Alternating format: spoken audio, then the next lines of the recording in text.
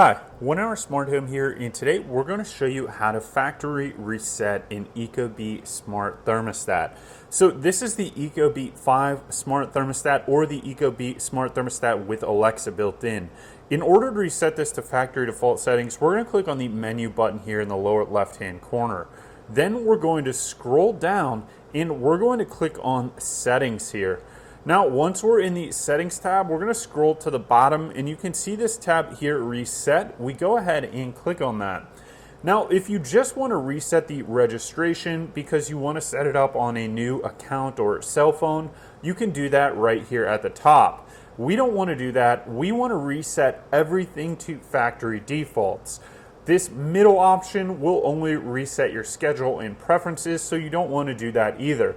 We want to click down here at the bottom, reset all, and then we just want to click yes, and this will reset everything to factory default settings on the Ecobee Smart Thermostat.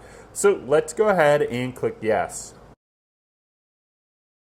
Now our Ecobee Smart Thermostat is going through the reset process, and once it is complete, we will need to both reset it up on the HVAC system, and then we will need to set it back up on our phone on the Ecobee app. So now I'm going to click OK.